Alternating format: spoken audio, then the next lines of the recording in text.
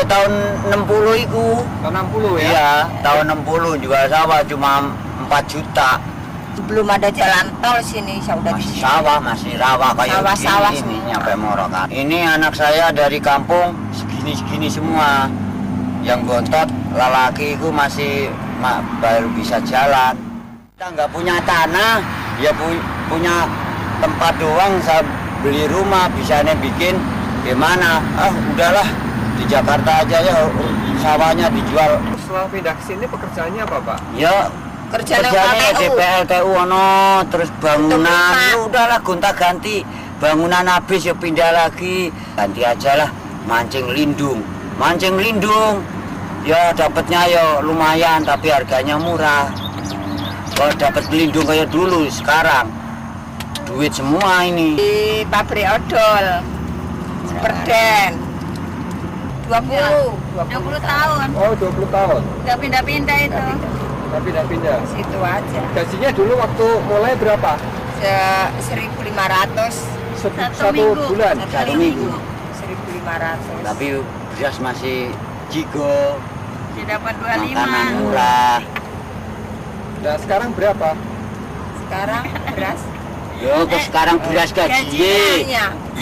gajinya 90 sekarang. Satu minggu.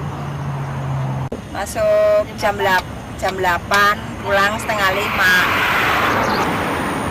Merasa kalau gimana perasaannya ketika menyeberang jalan tol?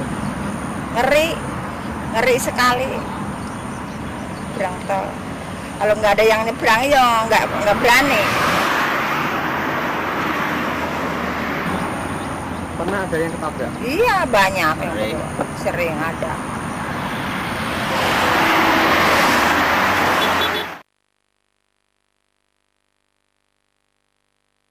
Salah satu kriteria yang harus dimiliki oleh gubernur mendatang yaitu mampu mengelola ibu kota dengan tidak memandang etnis dan punya kemampuan manajerial yang tinggi, di samping memberikan ruang terbuka. Karena dalam hal ini masyarakat tidak memilih partai melainkan memilih orang. Sedangkan adanya usulan salah satu anggota DPRD DKI yang mengatakan tidak perlu dengan pemilihan langsung, akan tetapi dengan cara yang lebih transparan, masyarakat masih sulit percaya dengan DPRD DKI yang kondisinya saat ini seperti tukang palak.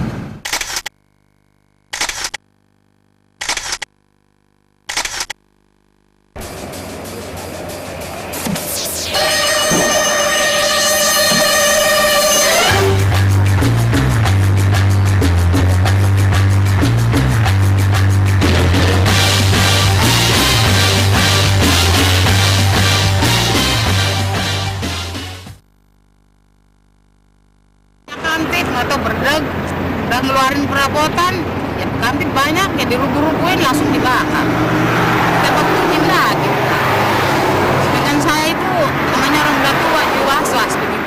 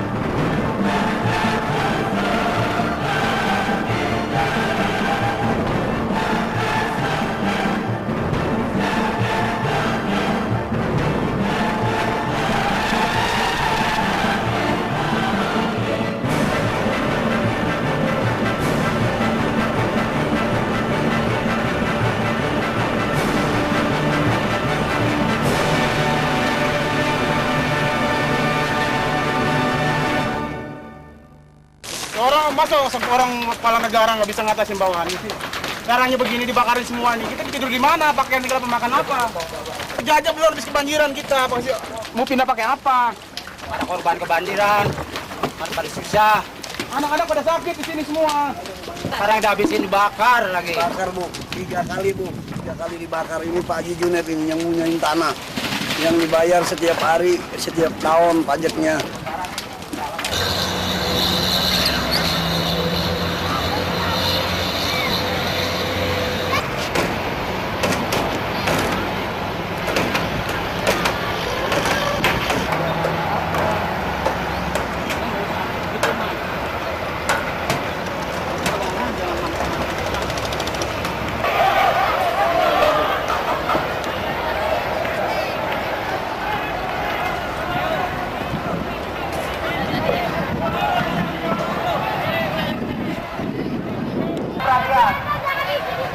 Kita perhatian.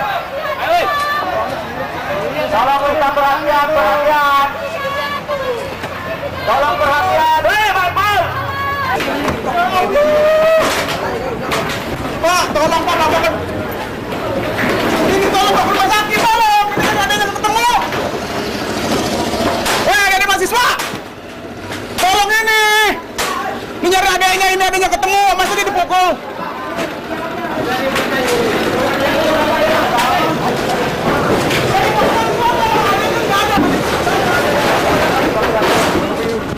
Bisa nggak Bapak mempertanggungjawabkan secara moral? Bisa, bisa. Ayo, bisa. Makanya itu semuanya kan pakai aturan-aturan Mas. Mana? Oke. Yang mana orangnya dan peristiwanya bagaimana? Saya bisa itu. Saya bisa bertanggungjawabkan.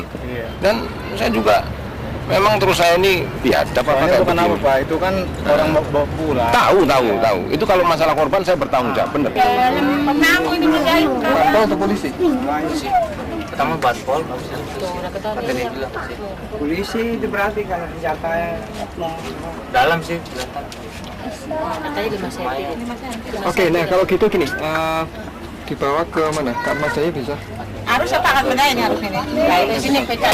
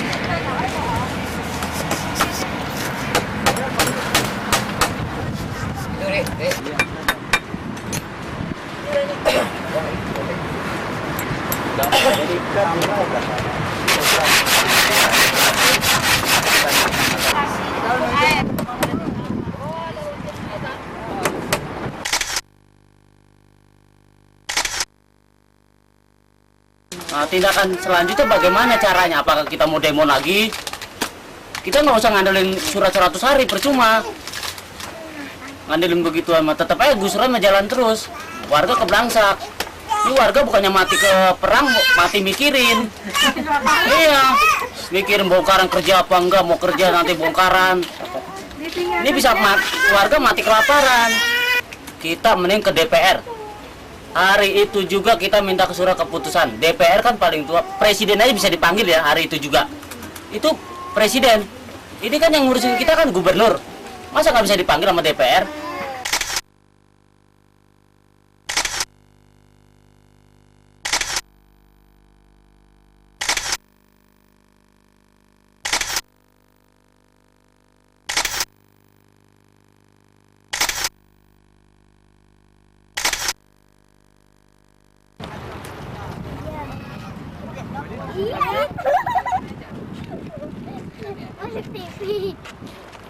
Kita punya waktu sekitar 45 menit, tidak banyak ya. Dan anak kami sudah tidak sekolah lagi. Ingin bertahan di sini dan saya ingin mendapatkan tempat tinggal kami yang layak di sini, Pak.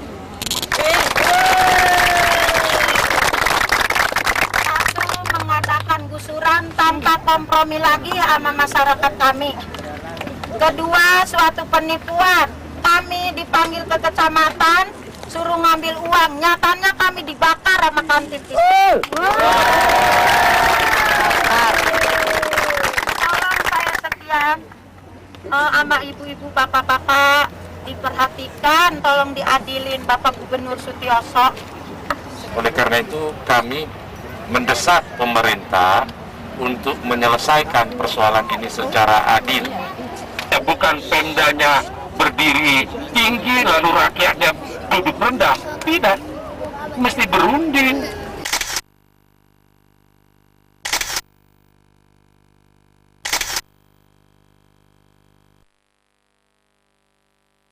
Saya dari tahun 78. Nggak tahu duit apa tuh nggak tahu. Pokoknya saya rumah saya memang saya tanda tangan, tanda di foto gitu di kelurahan saya rumah saya. Saya kagak lah, masa satu pembangunan cuma ganti rugi 500. Saya bukannya nggak mau pulang, saya kalau punya duit misalnya gantinya sesuai dengan pembangunan saya juga udah pindah dari sini. Orang dari pertama gusuran ya, anak saya masih kecil, ini sering sakit-sakitan dari ini. Ketemu gusuran, mana banjir, nggak ada tempat.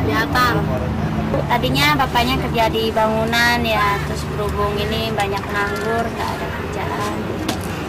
Katanya sih bikin mesum kota Jakarta dan bandel, selalu ngelawan. Nah, karena yang membuat banjir Bantara kali ini bukannya warga, ternyata warga pun tidak ada di tanggul pun itu banjir, gitu kan?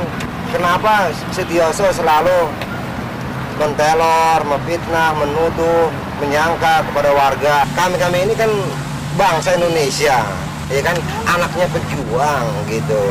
Karena kan perjuang zaman dulu itu ingin anak cucunya ini merasakan kemerdekaannya, apalagi selalu dibongkar secara paksa. Udah secara paksa rumahnya digebuk pula, anak dan orang tuanya juga pernah digebuk. Terus tanyain, ini rumahnya siapa? Saya, Pak.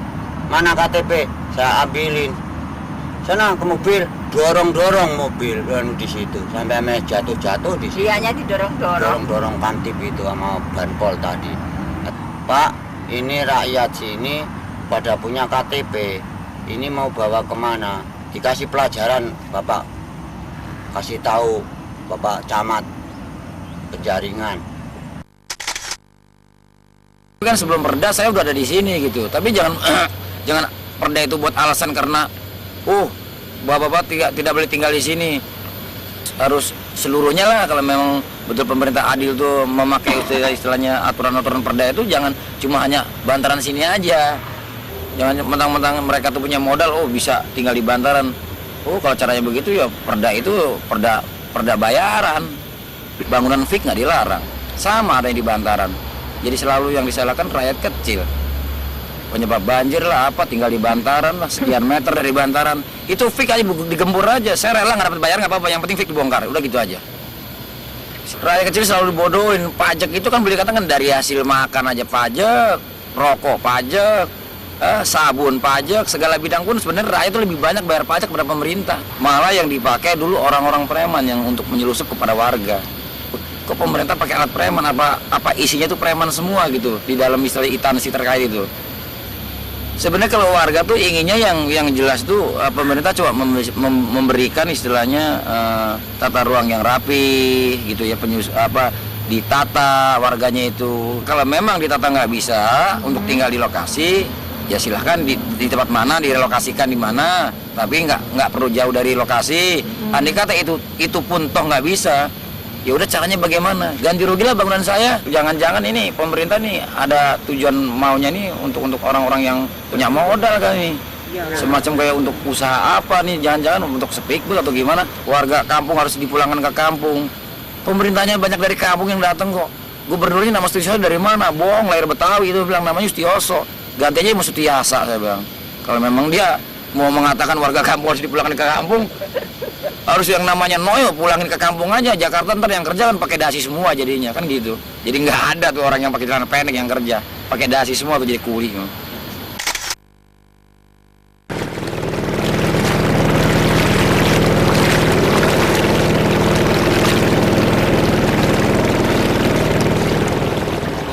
Bila mana kita pergi dari daerah ini, daerah Sumber Angke atau Kelukong, kita membutuhkan waktu lama, 2 tahun atau 1 tahun, baru kita bisa mencapai dengan lingkungan seperti itu. Nggak tahu mau pindah kemana, mau kemana, sana sini tanah negara. Rakyat udah nggak punya tanah sekarang ini. Semua tanah negara sama tanah swasta yang punya duit. Dia pikir kalau bagi pejabat besar uang 500.000 besar kan. Orang kehidupan biayanya sehari-hari beras saya ada 3.000.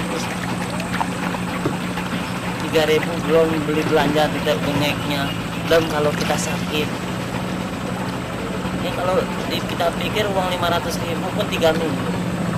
3 minggu untuk menghidupi keluarga. Dari Bongkar Sutiaso udah kebeli motor 1 ini. Bener. Ya kan? 70.000 1 hari, setahun itu berapa? Ada berapa ekor, Pak? Semuanya tadinya 70, itu gara-gara kena bakar 20. Emang rugi saya mah. 10 juta setiap bulan, setiap tahun. Ini udah keluar BBB-nya. 10 juta. 10 juta. Setelah digusur, bayar pajak enggak? Ya, kagak berhenti-berhenti. Dari tahun 53 sampai sekarang, nggak berhenti-berhenti. Pajak jalan terus. Dari pinggir kali saya bayar sampai ke sono. Tuh yang di Kedung Deko saya bayar tuh. Cuman ini, ya pendapat pribadi saya. Jadi ini ibarat laut bagi utara. Ombak besar ini. Jangan pula perahu kapal tenggelam. Jadi saya ya benar ya salah mau apa lagi? Ya udah baik Pak Haji dah, sudah cukup lah. Pak Haji punya salah sih untuk pembebasan kemarin, Pak Jaman nggak dibagi tuh, nggak dibagi. Saya bagi di wali kota 30 juta, setiap wali kota 20 juta, setiap Jaman 10 juta. Diteku sama orang wali kota, nggak disampaikan. Jangan saya nggak salah. Terus saya punya pengacara, saya kasih penjara 10 juta untuk dia. Di bawah hari. Total dapat berapa Pak Haji? Nah? Penggantian dapat berapa?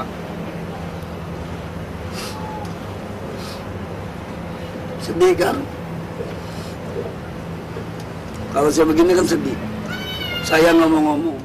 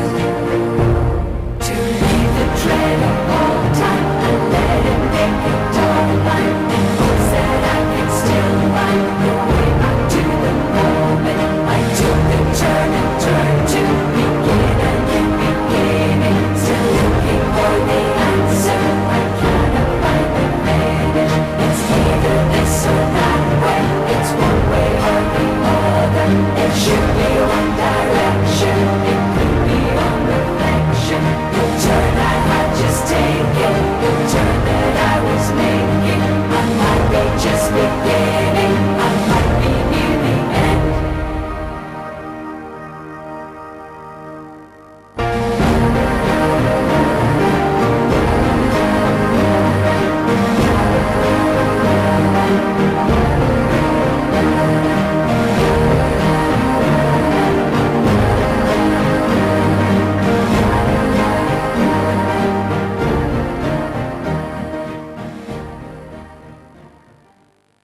Warga Teluk Gong di sini ini itu kan dianggap liar oleh pemerintah, dianggap ilegal karena mereka membangun rumah di pinggir kali dan itu bertentangan dengan Perda 11 tahun 88. Nah, persoalannya, kalaupun benar mereka itu liar, apakah boleh mereka itu dibakar begitu saja? Mereka itu digusur begitu saja? Mereka tidak diberi ganti rugi, tidak dikasih relokasi.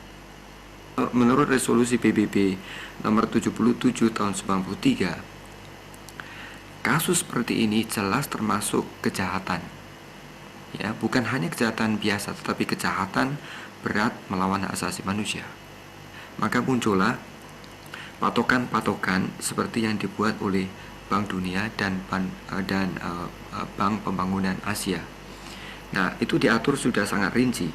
Misalnya, bagi mereka yang menempati tanah secara ilegal, ya, mereka yang sudah tinggal di atas 3 tahun berhak menerima bantuan bagi pemukiman kembali serta kompensasi atas hilangnya aset. Mereka yang tinggal di bawah 3 tahun, jumlah dan ganti rugi tergantung pada sifat kerugian yang dialami masing-masing rumah tangga. Syarat pertama, pemerintah harus menyediakan relokasi tempat baru yang situasinya yang sepadan, disiapkan itu pekerjaan, ya. Jadi hal seperti itu, ada transportasi, dipindah di lokasi seperti nelayan di sini, ya, dipindah di jauh dari pantai atau laut air yang nggak masuk akal, ya, atau dipindahkan di apartemen mewah itu juga nggak masuk akal, nggak bisa, ya. Atau di sini sudah ada jalan yang dibangun sendiri, transport ada, dipindahkan di misalnya cagar alam di situ misalnya, ya. Nggak ada apa-apa itu misalnya. Nah, persoalannya lagi, kenapa pemerintah tidak mau melakukan itu? Argumentasi mereka kan, kita tidak punya dana, kita tidak ada resources, ya kan?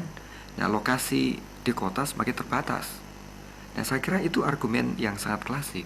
Kalau tidak ada dana, kenapa pemerintah begitu saja menganggarkan 3 miliar hanya untuk proyek gorila di Ragunan? Atau untuk proyek pembangunan rehabilitasi bundaran HI yang memakan 14 miliar. Ini kan hanya persoalan prioritas.